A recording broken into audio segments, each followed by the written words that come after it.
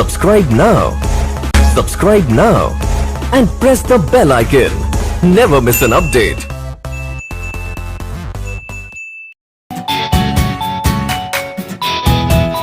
Hello दोस्तों, आप लोगों का स्वागत है हमारी यूट्यूब चैनल फोकस ऑनलाइन पे। जैसा कि आप लोगों को बताया जा चुका है, इस पे मैकेनिक्स की हम कुछ टॉपिक्स और कुछ इसके विषय में बता रहे हैं। पिछले वीडियो में आप लोगों को बताया जा चुका है मैकेनिक्स के कुछ भागों के विषय में बताया गया है। तो आज हम डिस्कशन करेंगे मैकेनिक्स के यूज़ और उसके आगे के प्रोसेस जो हैं, ठीक है।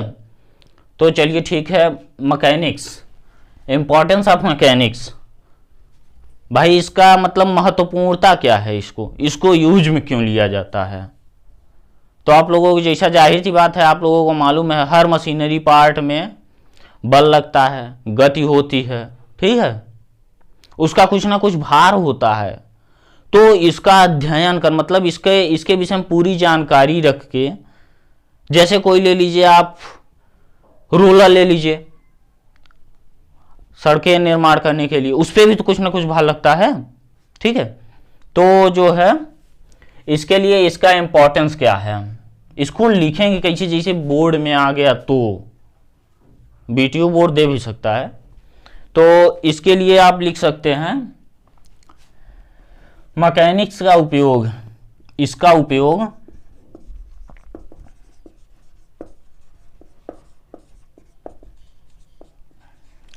उपयोग हम विभिन्न, ठीक है, विभिन्न मशीन्स के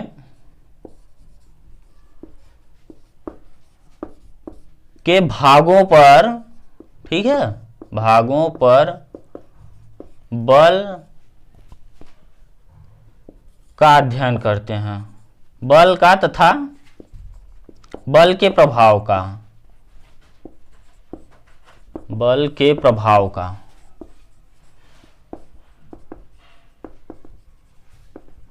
अध्ययन करते हैं। अब आप ये कहेंगे तो इसकी तो डिफिनीशन ही यही है। भाई डिफिनीशन है तभी तो, डिफिनीशन इसी से तो बना है। आप इस जैसे कि ले लीजिए, आप क्या ले लें, स्टेपलर ले लीजिए, ठीक है, स्टेपलर देख रहे हैं। तो स्टेपलर ये जो है, इसमें एक स्प्रिंग लगी हुई है, दिख रही है आपको। तो स्प्रिंग को जब हम खींच रहे हैं, स्प्रिंग को खींच रहे हैं तो कुछ ना कुछ बल लग रहा है इसमें। कौन सा बल लग रहा है भाई, बल तो बल लग रहा है ना, कौन सा लग रहा है, टेंसाइल बल लग रहा है भाई, टेंसाइल फोर्स लग रहा है ना। अब उसके बाद इसको रख दिए, अब इसे जब हम दाबेंगे, ठीक है, अब कौन सा बल लगेगा, कंप्रेसिव फोर्स। भाई कंप्रेसिव फोर्स लगेगा ना। तो अब इस पॉइंट पे, अगर इस पॉइंट पे हम कुछ रख देते हैं, ठीक है, तो कौन सा बल लगेगा बताइए भाई, जल्दी कीजिए,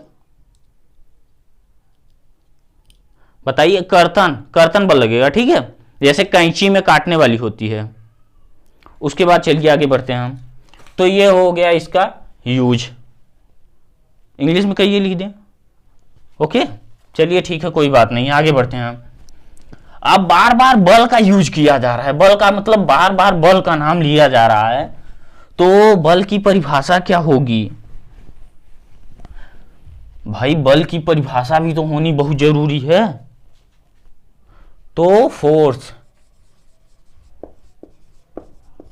किसे कहते हैं, न्यूटन सेकेंड लॉ ने बताया है, अब बराबर एम इंटू ए, ठीक है। तो इसको क्या करेंगे, a force causes 1 kg mass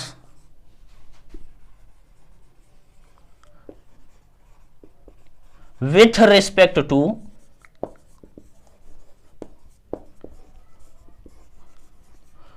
1 meter per second square acceleration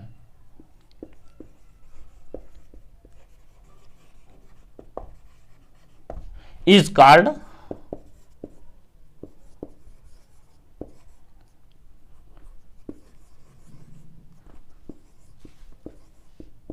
called 1 Newton force, ठीक है, तो जैसा कि इसमें निकाला जा चुका है, ठीक है, by Newton second law, force is equals to m into G. G है सेंटर ऑफ ग्रेविटी, ठीक है, गुरुत्वीय त्वरण है, ठीक है, एक्सेलरेशन ऑफ ग्रेविटी। उसके बाद क्या करते हैं, m का मान रखते हैं 1 इंटू 9.8, ठीक है, तो ये क्या होगा 9.8 kg metre per second square. तो इसका क्या होगा 9.8, अगर आगे बढ़ाना चाहे 9.81 होता है तो 81 लिख लीजिए। तो kg metre per second square is equal to 9.81 newton, ठीक है। अब ये क्या हो गया, ये तो आपका जो हो गया एसआई हो गया, ये एसआई यूनिट है ना, फोर्स, ठीक है। तो फोर्स की जो है, अब कहिए तो इसे हिंदी में बता दें, बल। बल क्या है, जब कोई पिंड 1 किलोग्राम का द्रव्यमान 1 मीटर पर सेकेंड के स्पीड से, 1 मीटर पर सेकेंड के त्वरण से गति करे तो लगने वाले बल को 1 न्यूटन कहते हैं, ठीक है। चलिए आगे बढ़ते हैं। उसके बाद क्या होता है भाई, ये फोर्स आप लोगों को बता दिए, एसआई यूनिट टी बराबर न्यूटन होता है, ठीक है। तो हम निकाल भी दिए आपको 9.81 Newton. M K S unit, M K S unit force का, M K S unit of force कितना होगा 9.81 केजी मास पर second square, metre per second square, ठीक है। इसको ये भी तो कह सकते हैं 9.81 केजी एफ, स्मॉल एफ। अगर ये लग गया, ठीक है, अगर ये लग गया तो क्या होगा, ये होगा एम के एस, ठीक है, यूनिट। तो ये हो गया। अब उसके बाद जो है आप सोच रहे होंगे कि फोर्स, भाई फोर्स जो है ये तो वेक्टर क्वांटिटी है ना, तो इस पे हम वेक्टर भी लगा सकते हैं, ठीक है। अगर किसी पिंड पे, जैसे कि मान लीजिए ये हो गया, हमने इसे पकड़ा है, इसे कितने अंगुलियों से पकड़ा है, 3 अंगुलियों से, यानी तीनों इस पे फोर्स लगा रही हैं, ठीक है। तो इसका एक फोर्स होगा, मतलब एक ऐसा फोर्स होगा जो कि तीनों के मान को एक करके बताएगा, ठीक है। तो आगे चल के हम पढ़ाएंगे आप लोगों को, उसके पहले इतना हो गया। तो चलिए आगे बढ़ते हैं। अब क्या है, फोर्स के बाद वेट क्या है,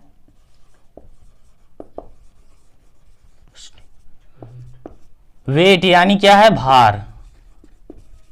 अब सोच रहे होंगे कि भार, भार मतलब कि किसी वस्तु का भार कितना है।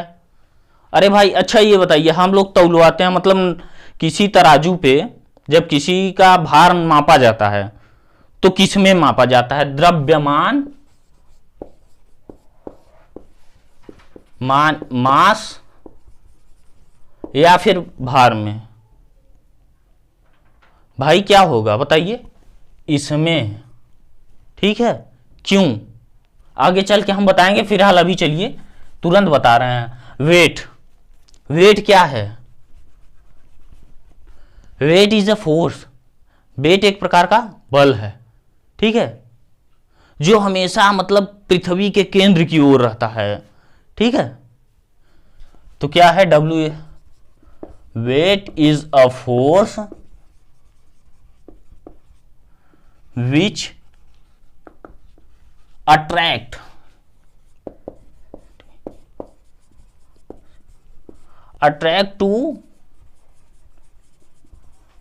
toward the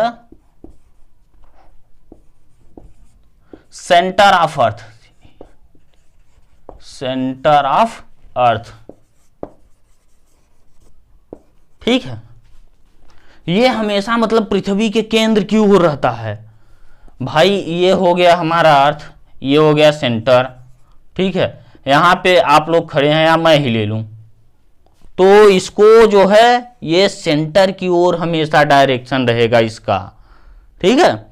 अगर मैं यहां से चल के यहां पे आ जाऊं, मतलब सेंटर में आ जाऊं, तो वेट कितना होगा भाई, कितना होगा, चलिए निकाल लेते हैं।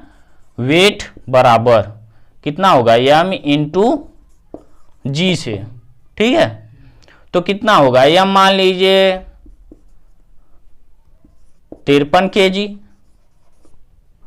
जी कितना है, जी भाई सेंटर ऑफ अर्थ 0, तो आपका वेट कितना हो गया 0, कहां हो गया, at the centre of earth, ठीक है, ये हो गया। अब उसके अलावा पोल, मतलब ये जो है वेट है हर जगह चेंज होती रहती है, ठीक है। अब इसके बाद जो है आगे बढ़ते हैं, ये पोल एट द पोल, पोल पे कितना होगा भाई, ये हो गया अर्थ, आप लोग पहले से जानते हैं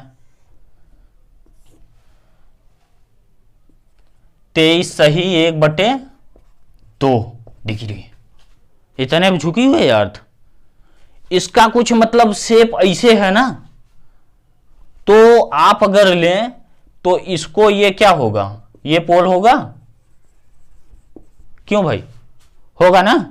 तो पोल के लिए जी का मान कितना होगा, जी बराबर कितना होगा, capital G M E upon R E square होता है, तो इस पे आर कम होगा ना भाई, नॉर्मल आर ई से मान लेते हैं इसे आर, ठीक है। तो R E is greater than R होगा, मतलब क्या होगा, जी जो है ये जी ई मान लेते हैं, तो G E is greater than capital G, होगा या नहीं होगा भाई, होगा ना, क्योंकि जब इसको यहां पे रखेंगे छोटा है, भाग कई में कई गुना ज्यादा जाएगा, तो ये हो गया, ठीक है। G इज ग्रेटर देन जी ई, जब जी ई ग्रेटर है तो भार कितना होगा, भार यानी W is equal to M into G is greater than M into G E, ठीक है। मतलब नॉर्मल एक्सिस के ज्यादा होगा, मतलब पोल पे ज्यादा होगा, यानी ध्रुव पर भार अधिक होगा, ठीक है, मैक्सिमम होगा। अब उसके बाद आता है क्या, जाहिर सी बात है आप लिखते चले गए होंगे, बोल भी रहे हैं हम, ठीक है। तो ये हो गया, अब पोल हो गया, ये ध्रुव, ठीक है। ये क्या है, ये भी तो एक है, भूमध्य रेखा है, भूमध्य रेखा, ठीक है, इक्वेटर, इक्वेटर, ठीक है। तो इक्वेटर मतलब आर का मान अधिक है, ठीक है। आर का मान जो अधिक है, ये क्यों है भाई, इक्वेटर मतलब पृथ्वी का शेप जो है थोड़ा सा ये है, ठीक है। तो ये जो है देखिए, अब आर का मान अधिक है नॉर्मल आर ई से, आर ई से आर ग्रेटर है, ठीक है। क्या भाई, अब यम आर ई, तो जी का मान क्या होगा, जी बराबर capital G M E upon R E का स्क्वायर से, ठीक है, बाई, ठीक है, जी ई। तो अब क्या होगा, अब भाई सीधी सी बात है, ये आर बड़ा है, यहां पे रखेंगे, अब छोटा मान निकलेगा, क्यों निकलेगा ना, छोटा मान निकलेगा, यानी जी ई जो है भाई बड़ा होगा, अब G E is greater than cap G, ठीक है। तो अब क्या होगा, अब भाई जब ये बड़ा है, ठीक है, तो अब ये भार W बराबर कितना होगा, m into G. m into G is less than m into G E. मतलब क्या होगा, भूमध्य रेखा पे भार कम होगा। ठीक है, तो क्या होगा, भूमध्य रेखा पर जी का मान, पर भार का मान कम होगा। ठीक है, ओके, समझ में आया नहीं, इतना हो गया। अच्छा, अब इसका जो है भार हम कह तो रहे हैं। ठीक है, तो अब देखिए, भार बराबर m इंटू जी, यानी केजी मीटर पर सेकेंड। ठीक है, अगर 1 किलोग्राम 1 मीटर पर सेकेंड लेते हैं तो क्या होगा, केजी मीटर पर सेकेंड। ठीक है, तो ये जो हो गया, तो अब इसको क्या कह सकते हैं, न्यूटन कह सकते हैं, 1 न्यूटन। तो भार का एसआई मात्रक, ठीक है, S I unit of weight, तो न्यूटन होगा। ठीक है, अब आप सोच रहे होंगे न्यूटन यानी कैपिटल में है, तो ये हो गया। ठीक, अब उसके बाद एम के एस मात्रक क्या होगा, एम के एस यूनिट क्या होगा, तो भाई मेरे M K S unit of wait. ठीक है, तो क्या होगा, 1 kg into 1 metre per second square, 1 kg metre per second square is equal to 1 kg 1 kg weight. भाई इसके अलावा W बराबर 1 kg वेट लिख सकते हैं, क्योंकि भार है। ठीक है, अच्छा ये हो गया। अभी आपने फोर्स का जो है M K S unit of force is equal to कितना पढ़े हैं, 1 kg एफ। तो आप लोगों को याद रखने में कोई प्रॉब्लम नहीं होगी। ठीक है, अब इसका जो है एसआई मात्रक ये हो गया, सीजीएस मात्रक भी तो होता है, क्यों भाई, होगा। तो सीजीएस मात्रक देखते हैं, आइए। अब ये जान लीजिए, जो फोर्स का है ना, जो सीजीएस है, फोर्स का होगा, वेट का होगा। ठीक है, CGS system of CGS unit of weight और फोर्स। ठीक है, तो क्या होगा, अगर एम के एस में लिखते हैं तो 1 kg 1 न्यूटन बराबर 1 kgf बराबर 1 kg वेट बराबर 1 इंटू 1000 ग्राम इंटू 9.81, कितना होगा, 9.81 मीटर पर सेकेंड। मीटर को क्या कर सकते हैं भाई, 100 सेमी कर सकते हैं, 100 सेमी पर सेकेंड स्क्वायर। ठीक है, तो अभी तक क्या था, सेकेंड स्क्वायर, तो सेकेंड स्क्वायर, सेक स्क्वायर। ठीक है, तो अब लिख सकते हैं भाई 9.81 into 10 to the power 5 3 and 2 gram सेमी पर सेकेंड स्क्वायर। तो ये जो हो गया, तो इसे क्या कर सकते हैं, 9.81 इंटू डाइन dy। ठीक है, तो मतलब क्या है, वह एक डाइन बराबर 10 टू द पावर 5, मतलब 10 पे घाते 5 ग्राम इंटू ग्राम सेमी पर सेकेंड स्क्वायर, ग्राम सेमी पर सेकेंड स्क्वायर। ओके, अभी आप लोगों को मास का है, उसके आगे के कुछ प्रोसेस हैं, तो मतलब वीडियो लंबी ना हो, आप लोगों को ऊब भी ना लगे, ठीक है। तो इसलिए अगले वीडियो में मिलते हैं, तब तक के लिए बाय। अच्छा लगा हो तो सब्सक्राइब कीजिए, शेयर कीजिए, नहीं तो कोई बात ही नहीं है।